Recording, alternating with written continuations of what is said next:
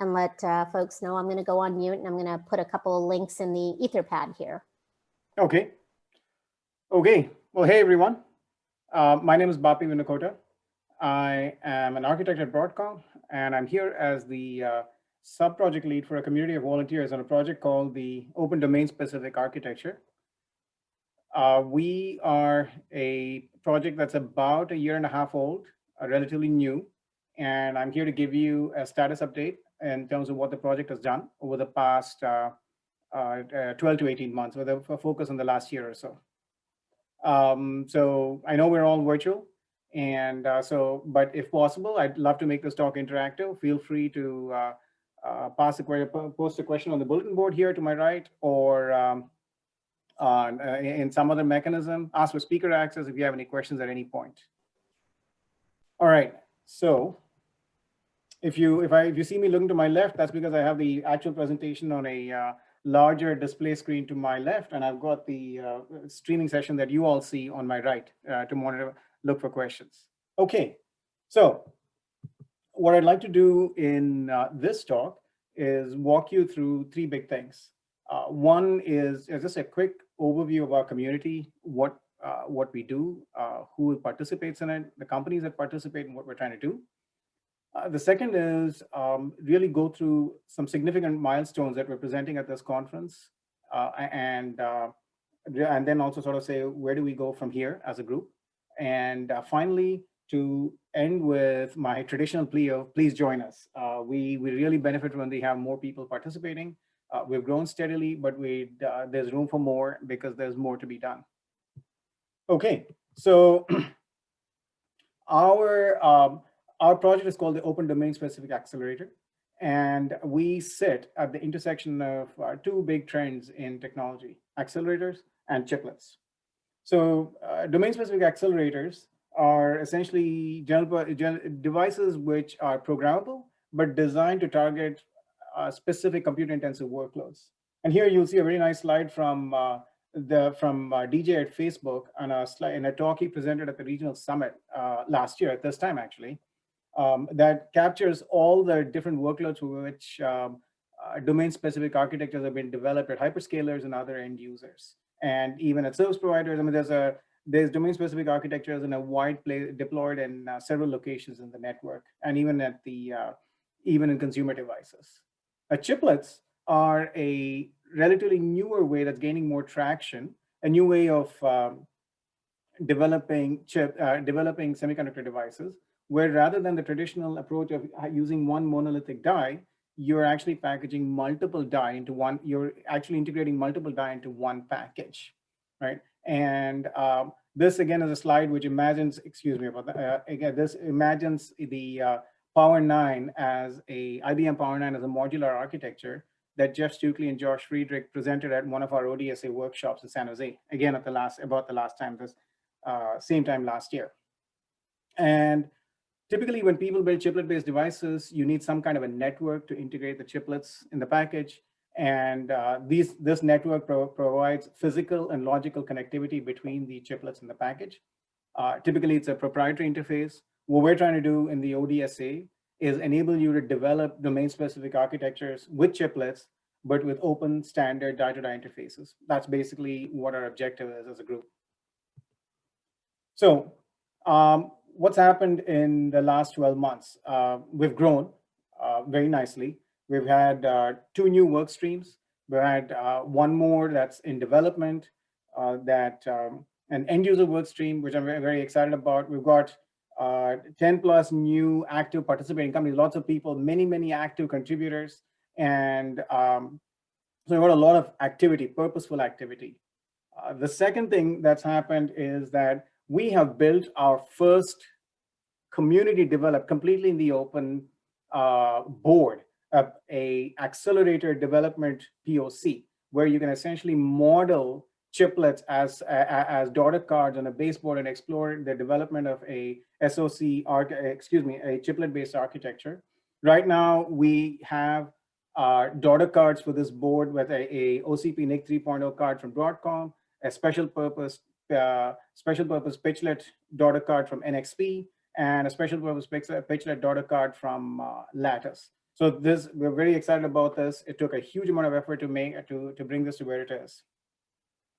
The third thing we have is that I believe we have the first full open physical and logical data interface for the most popular data transaction protocols, right? So what that means is we have a 0.9 version of a new data.phi called the bunch of wires phi. We have adapters for you to use the bunch of wires phi as an underlay for PCIe traffic. We've got a proposal for an open link layer in flight. And finally, we've got a proposal through some IP contributed by NXP to transport AXI traffic over a bunch of wires phi and other phis as well. So essentially, we've got a complete open and physical, and in my mind, this is a big deal. As far as we know, this is the first fully open physical and logical die-to-die interface. And finally, one other thing that we're really excited about, I think as a group, we've demonstrated a lot of technical leadership. One of the things whatever we do, we submit it to rigorous peer review at published conference, at fairly good conferences, and we have a journal paper. So essentially what we're trying to do is while we're developing these specs and these activities, we're trying to get them reviewed by academic and industrial experts through a rigorous peer review process. So all four of those things. And what I'll do is go through some of these in more detail in the rest of the talk.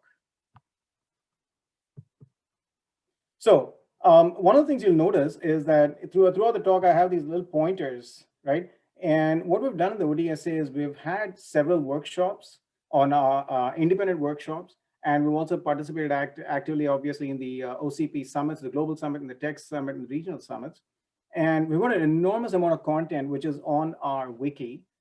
And I've borrowed a lot of this content from these workshops that we've held and from our weekly calls. And so you'll see a reference here, and you can go and dig up this material. You can go and reference this material right off the wiki.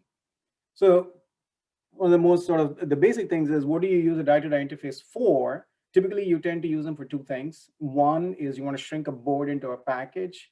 That's package integration. Or two, you want to break a SOC. You want to take an SOC and disaggregate it, because either you want to do modular IP reuse, or you want to your chip is too large and you need to break it into smaller, more manufacturable devices. And one of the interesting things is that we've been in flight for about 18 months, and there's been a remarkable consistency in how the community has developed use cases for chiplet-based devices for an open die-to-die interface. So you can see that these two use cases came from a talk by Ramune Nagasaki of Intel at one of our workshops last year, and followed up by roughly a similar description at the ODSA workshop last September. And very interestingly, from a speaker from SocialNext who said roughly the same thing in July of this year. So roughly, this is what the market is driving to. So what do we mean by a die-to-die interface? Really, what we mean is that typically in a multi-chiplet package, you've got at least two chiplets. And what you have is you've got some kind of a physical connection between them through what's called a die-to-die phi. And then on top of that, you have some logical transactions between them. And the protocol used for logical transactions will depend on whether you're doing board aggregation, in which case the protocol is more likely to be PCIe, or if you're trying to disaggregate a die, in which case you'll typically have on-die protocols being the transaction protocols. Typically, you may have many different kinds of packages for a multi-chiplet package. Kind number one will be where it's essentially your traditional laminate packaging. Kind number two is where you have an interposer or a bridge of some kind, a silicon interposer or a silicon bridge, or there's more recently sort of a in-between, more options coming up in the packaging world. So really what we want is we want this phi to be a fairly power efficient, and one of the big things that you get from an open die-to-die interface is heterogeneity, that we should be able to take chiplet one, which is in one process node, or we want to integrate chiplets from different vendors at different process nodes, and integrate them with a wide range of packaging technologies. So our charter in its most basic form is to really enable a chiplet marketplace where users can integrate best-in-class chiplets from multiple vendors. And they can integrate them because all these chiplets support open interfaces. And you can build accelerators for the wide range of form factors the OCP is interested in, right? So, and also non-OCP form factors. So if you look at just within the OCP, you've got the NIC 3.0 form factor, you've got the M.2 form factor. So what we're looking for is, and the OAI form factor. So we should be able to assemble accelerators for these and more. And really, we have three broad classes of activities to support the creation of this marketplace. Activity number one is the actual definition of an open die-to-die interface itself. Activity number two is reference designs. We feel that you need to be able to get the whole thing off and running. You need more reference designs that the community can reuse. And finally, workflows, because the workflow in a multi-chiplet device is going to be different from the workflow from a monolithic device, that you also have to show reference workflows. This is roughly the physical and logical interface we want to develop as a group. The most important thing is that at the lowest level of all is packaging technology. Really, what kind of as I said, you have packaging technologies that range from organic substrates all the way through more sophisticated packaging technologies with interposers and bridges, and something called wafer level fan out in the middle. And then it turns out there's a surprising diversity in PHY technology, die-to-die PHY technology. At the one end, you have highly parallel buses, which are kind of an extension of on-die buses. And at the other end, you have serial buses, which are an extension of off-package buses like PCIe. So it's either highly parallel buses, highly serial buses, or something in between. What you see in green are the activities that the ODSA itself is pursuing. And so we are developing two die-to-die PHYs called the bunch of wires PHY and an open HBI PHY. Now, one of the big things we realized early on is that designers really don't want to change the transaction protocols they use for logical transactions in designing chiplet-based packages. So they want to use the protocols they know and love, like PCIe, C6, CXL, or AXI. So essentially, what we decided was, okay, what we need is an abstraction layer between the PHY layer and well-known transaction protocol. In which case, we could take existing known transaction protocols and move them onto chiplet-based designs. So as you see, what happens when you go from left to right in the stack is that early in the life cycle, it's a very non-disruptive approach to chiplets, that you can largely take existing designs and reuse them as IP for chiplets. Later, so essentially you can take an off-the-shelf PCIe controller and off-the-shelf CXL controller.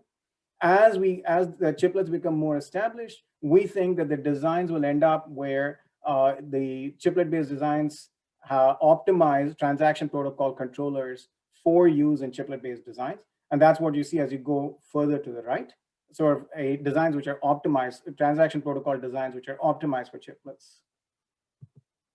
So we've got a fairly large community. And every time I put this graph down, it sort of goes out of date.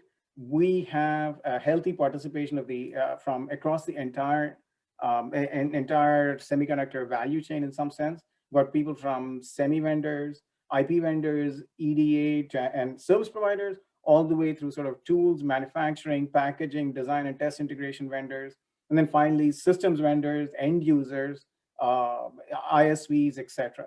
So we've got a fairly healthy active participation from a wide portion of the ecosystem.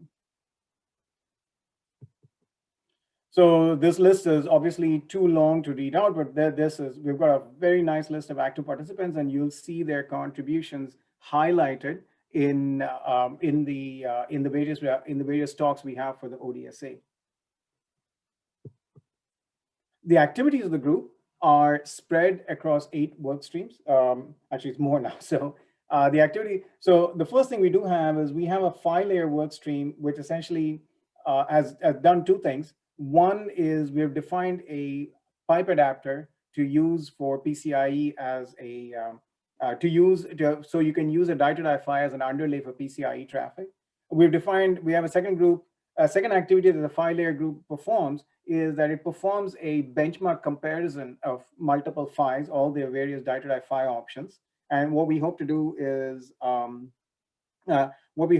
make our comparison sort of the industry reference comparison. So it becomes an objective criteria by which you can evaluate various die-to-die PHY. We have a group that does the bunch of wires PHY, led by Mark Kemmerly from Marvell. The CDX group talks about chiplet workflows. The business group, which I'll come to, which we're going to essentially reinvigorate, deals with how business happens in chiplet-based designs. Finally, we've got a very active POC group that I refer to, that makes a hardware POC as a chiplet, as a design explorer, an accelerator design tool. And we also have a POC software effort to develop applications for this accelerator POC. We have a group that designs an open link layer for communication between chiplet-based devices. The Open HBI PHY, led by Kenneth Ma from Xilinx, for very high-end die-to-die, high bandwidth die-to-die communication. And finally, I'm very excited to announce that Dharmesh Jani from Facebook is going to kick off an end user work group at this conference. And in fact, what we're going to do is we're going to have a panel on this on Thursday afternoon with experienced end users to pitching in. And the point of the intent of the end user group is to feed requirements to the rest of the groups in terms of what becomes interesting from a chiplet perspective, from a stack perspective, etc. So this is a sort of a bird's eye view of the progress we made as a group. It's sort of we kicked things off way back when, about almost about 2 years ago now, with kind of a white paper. And somewhere around March of 2019, we joined the OCP as a project. We started with about 5 work streams. What we did again is, we had developed proposals for the BOW PHY and our multi-PHY analysis that we presented in last year's Hot Interconnect. We demonstrated a POC consistently starting in last year at Amsterdam. And as always, doing something in the open is heavy lifting. And we demonstrated a POC last year at Amsterdam, and now I'm really proud to say we're really close to getting the POC up and working. We had published more papers at the International Test Conference and the Hot Interconnect at Hot Interconnect in 2020. We have complete proposals for open die-to-die interfaces coming up that we want to show you in this workshop. So really on this track, what we have, so I want to give you a quick overview of everything we have at this workshop related to our activities. So the first thing is, in terms of the open die-to-die interface, we have a panel coming up immediately after this talk that will give you some sense of what end users and service providers are looking for from die-to-die PHYs and chiplet-based designs. We also have a talk on the BOW PHY from Ken Polton at Keysight. We've got a talk on a pipe adapter, which basically means you can take any off-the-shelf PCIe controller and use it to carry traffic between PCIe traffic between the chiplets in a package. That talk is coming up from Mike Spear at IBM. We've got an update on the Open HBI workstream from Kenneth Ma at Xilinx. Arthur Maris at Cadence is going to talk to you about the open link layer. And Shahab Ardalan from IR Labs and I are going to give you their 2020 update of the cross-PHY comparison. So we took everything we did in 2019 and updated it for 2020. So in terms of reference designs, our piece de resistance, as it was the accelerator POC update, that where JP from Cisco will share progress on the POC, and the Sam Fuller from NXP and Marshall Goldberg from Lattice will talk about the pitchlets they built for the POC. I think I'm hoping, fingers crossed, that we may even be able to show you a little bit of a demo at the Accelerator POC talk. One of the things we're looking for is people to participate in we have people to participate in the developing applications, management interfaces for pitchlets, etc. So the POC is an ideal vehicle. Then one of the things, the big activities we'd like to kick off next year is an activity around the board test chip. So Suresh Subramaniam from Apex will talk about plans we've been building for a bow test chip, a bunch of wires test chip. And Shahab from IR will talk about a chiplet optics, chiplet optics and their role in multi-chiplet devices. Finally, in terms of the reference workflows, Ravi Agarwal from Facebook has a really good panel on packaging technologies, chock full of industry experts. We've got a panel on end users, the one I referred to earlier, with participants from Google, Alibaba, and Facebook. Finally, Jawad from Zglue will give us an update on the CDX workstream. And Elko from ASC will do a talk on chiplet packaging. So we've got a lot of ground here that covers, our content is evenly distributed across all our 3 activities. So in terms of the ODSA reference stack itself, I want to take a minute. So we've got a very good talk on the bow interface. We've made good progress and we're awfully close. I think we're ready to announce a 0.9 version of our document. So that Ken from Keysight will deliver that talk. We've got an update on the OpenHBI die-to-die PHY, and I've already covered the pipe adapter, the link layer, and the cross-PHY panel that's coming up immediately after me. So I wanted to give you a sense of where the talks in our session stood in terms of defining the die-to-die interface. And as you can see, we are able to go and say, look, we have a vertical die-to-die stack. You got the bunch of wires PHY, a pipe adapter, and you can take off-the-shelf controllers. And that is a fairly important milestone. So I wanted to do 2 minutes of a quick review. So in terms of a bunch of wires PHY, I'll let Ken cover this, but what we're excited about is it's a PHY that is a fairly simple design, which means it can map to a whole bunch of process nodes, which means it's basically very useful for heterogeneous design. And the big thing in our minds is with this PHY, as a designer, you can make a choice. Do I want a very simple base PHY that just is really simple to design and gives me fairly competitive throughput? Or if I want to do more advanced packaging, I get really high edge bandwidth, or I can get more high performance by making design more complex by investing in a fast mode. So you have roughly the same technology, the same protocol, which can scale across laminate and advanced packaging. And the choice is really in the designer's hands. Hey, Bobby. Yes. You're at 1:23 right now in terms of time, and there was one question that came in. And I was wondering if you wanted to address that question and leave some time open before we get started with the panel. Sure, I absolutely will. And I will close with that question. So I'm going to wrap up in about a minute and a half. So as I said earlier, we have two complete physical and logical stacks, a bunch of wires PHY, a pipe adapter, and a PCIe. So we can now give people an option to integrate chiplets for board aggregation by transporting PCIe over a bunch of wires PHY, or we can give people designers an option for die disaggregation by transporting AXI over a bunch of wires PHY. And all of this, I think it's fair. I believe we're literally the first open physical and logical die-to-die interface that's available. I've covered the POC in some sense. We've got 3 daughter cards, one from Broadcom as a NIC, one from NXP with a multi-core CPU, and a chiplet from Lattice. And I'd love for you to find out more about this and participate with us in this.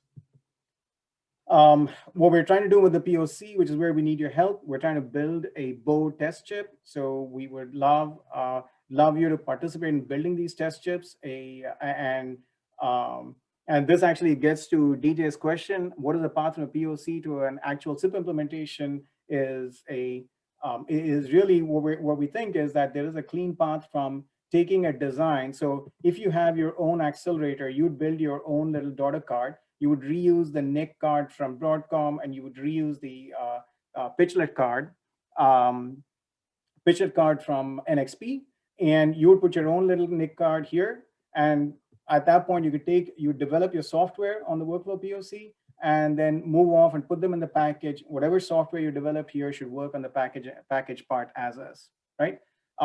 That's roughly our plan. Our big goal, one of our big goals, is to build a BOW test chip soon. So in terms of 2021, what we'd really like to do is we're very keen on a POC application. So we have a storage target in mind. Today we have participation. The POC itself is going to be hosted at at Supermicro. We've got parts from Broadcom, Lattice, NXP, and Samsung, and we're targeting a storage application for the POC. We'd like to invest in a BOW test chip as a community development.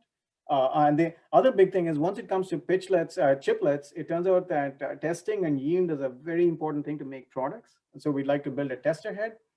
We'd like to finish our interface specification. We'd like to grow the community as always, and really continue the path of technical leadership we've established. There's more information on our wiki for virtually everything that I've covered in this talk. You can find, and there's a list to all the papers we've published at various locations and conferences and journals. And virtually all our material is accessible to anybody who asks for access. So please look at the wiki, or feel free to reach out to me if you have any questions. And I'll close with my regular plea. We need help. We need lots of it.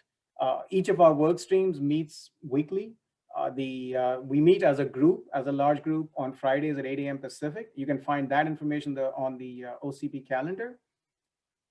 Each of the other work streams meets once a week on different days. Say the 5 work stream meets on Tuesdays at 9 a.m., the bunch of wires on Wednesdays at 9 a.m. Pacific. So feel free to join the work stream that you like.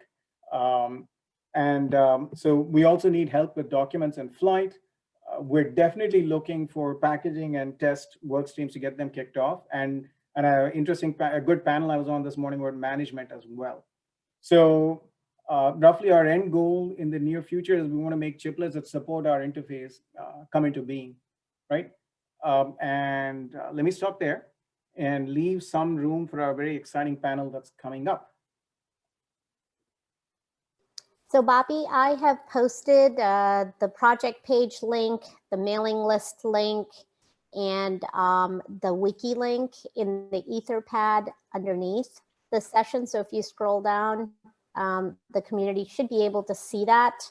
I've also put the next meeting is on November 20th. It is not occurring this Friday because of Tech Week. So it'll be next Friday at 8 a.m. Pacific.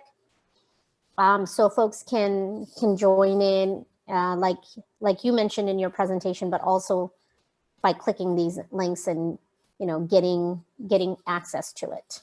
So perfect. I'm having a little trouble with Andy and getting